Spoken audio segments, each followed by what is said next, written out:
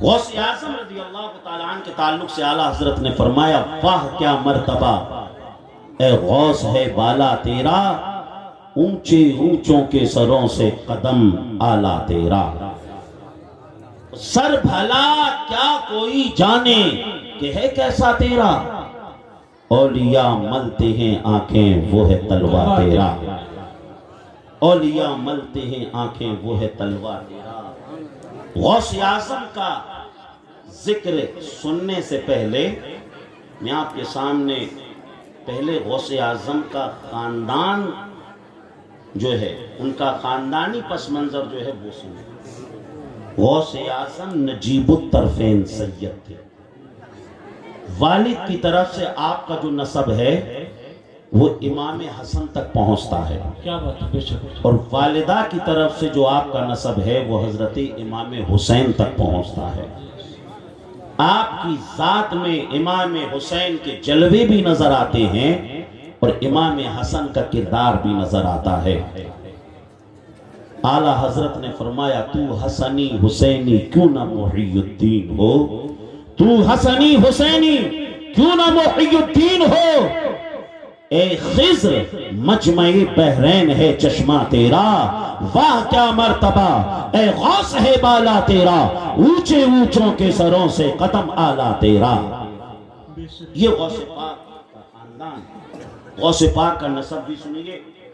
ہمارے آقا صلی اللہ علیہ وسلم کی شہزادی حضرت فاطمہ، حضرت فاطمہ کے شہزادے امام حسن، امام حسن کے شہزادے حسن مصنع، حسن مصنع کے شہزادے حضرت عبداللہ، حضرت عبداللہ کے شہزادے حضرت عبداللہ ثانی، عبداللہ ثانی کے شہزادے حضرت موسیٰ، موسیٰ کے شہزادے حضرت موسیٰ ثانی، موسیٰ ثانی کے شہزادے حضرت داؤد، حضرت داؤد کے شہزادے حضرت محمد، حضرت محمد کے شہزادے حضرت یحییٰ، حضرت یحییٰ کے شہزادے حضرت عبداللہ، حضرت عبداللہ کے شہزادے ابو صالح موسیٰ جنگی دوست، ابو صالح موسیٰ جنگی دوست کے شہزادے وہی ہیں جنہیں ساری دنیا پیرانے پیر، روشن ضمیر شیخ عبدالقادر جیلانی، محبوب سبحانی، قطب ربانی کے نام سے جانتی ہے، پہچانتی ہے، جن کے تعلق سے اعلیٰ حضرت نے کہا غوث اعظم امام التقیٰ والنقیٰ، غوث اعظم امام التقیٰ والنقیٰ، جلوہ شان قدرت پہ لاکھوں سبحان اللہ، سبحان اللہ، سبحان اللہ، بہت بہت۔ یہ غوث اعظم رضی اللہ تعالیٰ عنہ کی شان، یہ غوث اعظم رضی اللہ تعالیٰ عنہ کا مقام، اور یہ خاندان کے بارے میں آپ نے سنا اور نسب بھی سنا۔ اب ایک ایک بات ماں باپ کے تعلق سے بھی سن لیں کہ غوث پاک کے ماں باپ کون تھے۔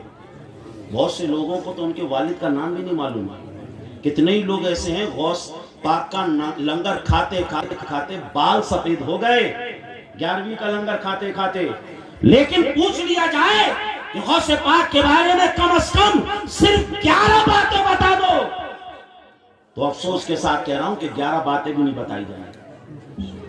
غوث پاک کے والد تھے حضرت ابو صالح موسیٰ جنگی دوست، اور غوث اعظم کی والدہ حضرت فاطمہ ام الخیر۔ آج سائنس بھی اس بات کو بتا چکی ہے، ثابت کر چکی ہے، ماں باپ کا اثر اولاد میں ہوتا ہے۔ پتہ چل جاتا ہے اس کے ماں باپ کون ہے ڈی این اے ٹیسٹ کے ذریعے، تو اولاد کے اندر ماں باپ کا اثر ہوتا ہے، اولاد کے اندر ماں باپ کا اثر ہوتا ہے۔ اب غوث پاک کے ماں باپ کیسے؟ غوث پاک کے والد کا تو آپ نے واقعہ سنا ہے نا، سیب والا، وہ ایک سیب کھا لیا تھا، حضرت عبداللہ سومئی کے پاس آئے اور کہا کہ ایک سیب کھا لیا ہے، آ کے 12 سال تک رکھا کرو۔ معلوم ہے نا آپ کو کیوں بتایا جاتا ہے؟ یہ اس لیے بتایا جاتا ہے کیونکہ اس پر عمل کریں۔ اللہ نے قرآن میں فرمایا یا ایھا الذین آمنوا لا تاکلوا اموالکم بینکم بالباطل، اے ایمان والو ناجائز طریقے سے کسی کے مال کو مت کھانا۔ لیکن آج حال یہ ہے جہاں جس کا جیسا دام لگ جائے آدمی چھوڑ نہیں رہا۔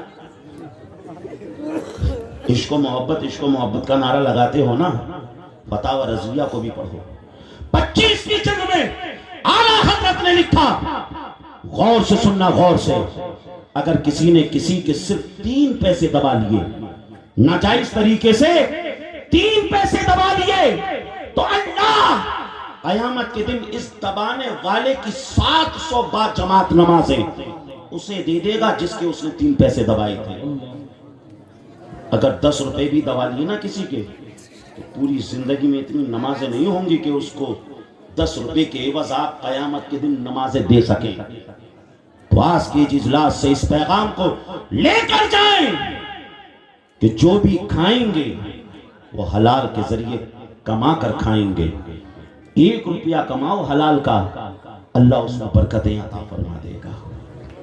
غوث اعظم کے والد کی سیرت یہی پیغام دیتی ہے.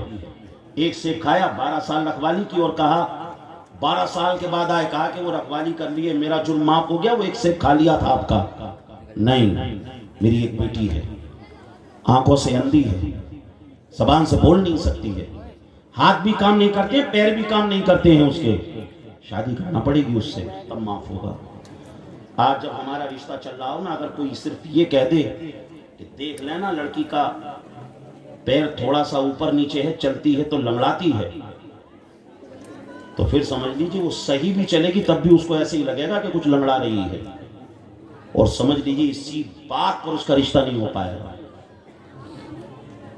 لیکن ایک سیب کی وجہ سے لڑکی کیسی کہ نہ دیکھ سکتی ہے، نہ سن سکتی ہے، نہ ہاتھ کام کر رہے ہیں، نہ پیر کام کر رہے ہیں، اس سے شادی کرنا پڑے گی. ابو صالح موسیٰ جنگی دوست کہتے ہیں بتاؤ پھر تم مجھے معاف کرو گے کہ نہیں کرو گے؟ کہا کہ پھر تمہیں معاف کر دوں گا. 1 سے اور اس کے بعد نکاح ہو جاتا ہے. حضرت ابو صالح جیسے ہی حجرے میں جاتے ہیں، دیکھتے ہیں وہاں ایک حسین و جمیل خوبصورت دلہن ہے، اور بہجت الاسرار میں ہے غوث اعظم کی والدہ کو اللہ نے ایسا نور عطا فرمایا تھا، ایسا نور عطا فرمایا تھا، اگر اندھیرے میں چلی جاتی تھی تو اندھیرا کافور ہو جاتا تھا اور وہ جگہ نور سے معمور ہو جاتی تھی. اگر اللہ نے طاقت دی ہے تو بولو مل کے سبحان اللہ. سبحان اللہ. سبحان اندر گئے، فوراً واپس باہر آ گئے. حضرت عبداللہ سومئی ساتھ میں تھے. کہا کیا ہوا؟ کہا کہ آپ نے تو کہا تھا بیٹی ایسی ایسی ایسی ایسی ہے، وہاں تو بڑی حسین و جمیل خوبصورت دلہن بیٹی ہے. کہا کہ وہ میری ہی بیٹی ہے. کہا آپ نے تو کہا تھا دیکھ نہیں سکتی ہے، سن نہیں سکتی ہے، پکڑ نہیں سکتی ہے، چل نہیں سکتی ہے، ایسا کیوں کہا؟ کہا کہ میں نے جو کہا تھا نا دیکھ نہیں سکتی ہے، مطلب یہ ہے اس نے آج تک شریعت کے خلاف کبھی دیکھا نہیں، شریعت کے خلاف کبھی کانوں کا استعمال نہ کیا، شریعت کے خلاف کبھی ہاتھوں کا استعمال نہ کیا، شریعت کے خلاف کبھی اپنے پیروں کا استعمال نہ کیا. عزیزان محترم مجھے کہہ لینے دو، ارے جس کے باپ کے تقوی کا عالم یہ ہو کہ ایک سیب کھا لیا ہو، 12 سال تک رکھوالی کی ہو، اور اتنے عیب والی لڑکی سے شادی کرنے پر راضی ہو گئے ہیں، اور جس کی ماں کی طہارت کا عالم یہ ہو، نہ آنکھوں کا کبھی غلط استعمال کیا ہو، نہ کانوں کا کبھی غلط استعمال کیا ہو، نہ زبان کا کبھی غلط استعمال کیا ہو، نہ کبھی ہاتھوں کا غلط استعمال کیا ہو، نہ کبھی پیروں کا غلط استعمال کیا ہو. مجھے کہہ لینے دو، ایسے باپ اور ایسی ماں سے مل کر جو اولاد پیدا ہوتی ہے دنیا اسے غوث اعظم کہتی ہوئی نظر آتی ہے. بے شک. سبحان اللہ. سبحان اللہ. سبحان اللہ. بہت اچھا. سبحان اللہ. اور اگر آج بھی شوہر حضرت ابو صالح کا سچا غلام ہو جائے اور بیوی حضرت فاطمہ کی کنیز ہو جائے تو دونوں سے مل کر جو اولاد پیدا ہوگی دنیا اسے غلام غوث کہتی ہوئی نظر آئے گی، دنیا اسے غلام خواجہ کہتی ہوئی نظر آئے گی، دنیا اسے غلام حسین کہتی ہوئی نظر آئے گی، دنیا اسے غلام حسن کہتی ہوئی نظر آئے گی. تو ماں باپ کا اثر اولاد میں ہوتا ہے، ماں باپ کا اثر اولاد میں ہوتا ہے. آپ خود نیک ہو جاؤ، خود انشاءاللہ تعالی اولاد نیک ہوگی. اور اگر آپ خود نیک نہیں ہیں، ماں روزانہ ٹی وی سیریل دیکھ رہی ہے، تو یاد رکھنا پھر اولاد نمازی پیدا نہیں ہوگی، اولاد پھر نچنیاں پیدا ہوگی، اولاد پھر نافرمان پیدا ہوگی۔ اگر آپ چاہتے ہو کہ اولاد فرما بردار ہو، آپ خود نیک ہو جاؤ، آپ خود نیک ہو جاؤ۔ اگر آپ نیک ہو جاؤ گے اولاد بھی نیک ہو جائے گی۔ اعلیٰ حضرت نے کیا فرمایا؟ نبوی میں علوی فصل بطولی گلشن، نبوی میں علوی فصل بطولی گلشن، حسنی پھول حسینی ہے مہکنا تیرا، واہ کیا مرتبہ اے غوث ہے بالا تیرا، اونچے اونچوں کے سروں سے قدم آلا تیرا۔ تو یہ غوث پاک کے ماں باپ کی شان۔ اب غوث اعظم کب پیدا ہوئے؟ یہ ہجری چل رہا ہے 1444۔ غور سے سنتے جاؤ، سب علمی باتیں ہیں، ادھر ادھر کرو گی نا تو نکل جائے گی بات۔ یہ سن چل رہا ہے 1444۔ غوث پاک پیدا ہوئے ہیں 470 ہجری میں، 470 ہجری میں رمضان کی پہلی تاریخ کو غوث پاک پیدا ہوئے۔ اور آپ کو بتاؤں تفریح الخاطر میں ہے، غوث اعظم کی پیدائش سے پہلے رسول اللہ حضرت ابو صالح موسیٰ جنگی دوست کے خواب میں آئے اور فرمایا اے ابو صالح تمہارے گھر جو مہمان آنے والا ہے وہ بڑی عظمتوں والا مہمان ہے، وہ بڑی شانوں والا مہمان ہے۔ اس کی شان کیسی؟ جیسا میرا مقام انبیاء کے درمیان ہے ویسے اس کا مقام اولیاء کے درمیان ہوگا۔ آپ اندازہ لگاؤ، جس کے آنے کی خوشخبری رسول اللہ عطا فرمائے، بتاؤ وہ آنے والا کتنی شانوں والا ہوگا، وہ آنے والا کتنی عظمتوں والا ہوگا، وہ آنے والا کتنی رفتوں والا ہوگا۔ اسی لیے تو اعلیٰ حضرت نے کہا واہ کیا مرتبہ اے غوث ہے بالا تیرا، اونچے اونچوں کے سروں سے قدم آلا تیرا۔ عزیزان محترم، غوث اعظم رضی اللہ تعالیٰ رمضان کی پہلی تاریخ کو پیدا ہوئے۔ غوث اعظم رضی اللہ تعالیٰ 470 ہجری کے اندر پیدا ہوئے۔ عزیزان محترم، آپ کو معلوم ہے جس رات غوث اعظم رضی اللہ تعالیٰ پیدا ہوئے، تفریح الخاطر کے اندر ہے کہ جس رات غوث اعظم پیدا ہوئے اس رات جیلان میں جتنے بچے پیدا ہوئے اللہ نے ہر ایک ماں کو بیٹا عطا فرما دیا، اور ان بیٹوں کو نہ صرف اللہ ان بیٹوں کو اللہ نے ولی بھی بنا دیا۔ عزیزان محترم مجھے کہنے نہیں دیا جائے، ہمارے گھر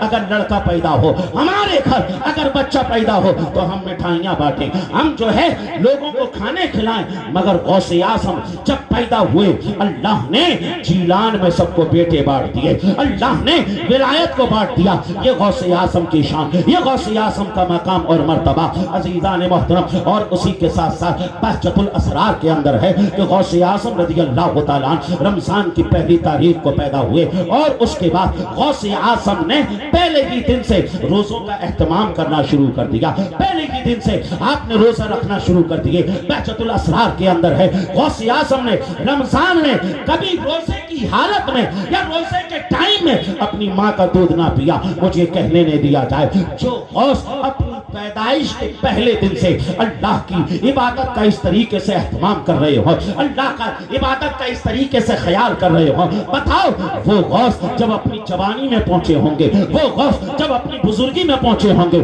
تو انہوں نے کس طریقے سے عبادت کی ہوگی۔ غوث اعظم نے ایسی عبادت کی، ایسی عبادت کی، ایسی عبادت کی کہ آپ سمجھ لیجیے نمازوں پہ نمازیں پڑھ رہے ہیں، آپ روزے پہ روزے رکھ رہے ہیں، آپ قرآن کی تلاوت کر رہے ہیں، نہ کھانے کی طرف دھیان نہ پانی کی طرف دھیان۔ اللہ فرما رہا ہے اے عبد القادر تجھے میری قسم کچھ کھا تو لے، اے عبد القادر تجھے میری قسم کچھ پی تو لے۔ اسی لیے تو اعلیٰ حضرت نے کہا قسمیں دے دے کے کھلاتا ہے پلاتا ہے تجھے، قسمیں دے دے کے کھلاتا ہے پلاتا ہے تجھے، پیارا اللہ چاہنے والا تیرا، واہ کیا مرتبہ اے غوث ہے بالا تیرا، اونچے اونچوں کے سروں سے قدم آلا تیرا۔ عزیزان محترم، دن گزرتے رہے گزرتے رہے گزرتے رہے گزرتے رہے، سمجھ لیجئے پورا ایک سال ہو گیا۔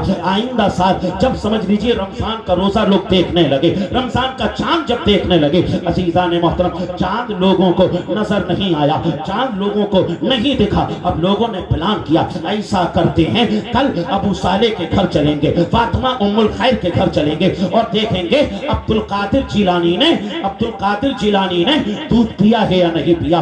اگر انہوں نے دودھ نہیں پیا تو ہم سمجھ لیں گے چاند دکھ چکا ہے، روزہ شروع ہو چکا ہے، ہم فوراً نیت کر لیں گے۔ اور اگر انہوں نے دودھ پی لیا تو ہم سمجھ لیں گے کہ چاند کل نہیں ہوا اور آج چاند دکھے گا اور کل سے ہم روزہ رکھنا شروع کریں گے۔ عزیزان محترم، پلاننگ کے مطابق سارے کے سارے لوگ حضرت ابو صالح کے گھر پہنچ گئے، حضرت فاطمہ ام الخیر کے گھر پہنچ گئے۔ غوث اعظم نے دودھ نہیں پیا،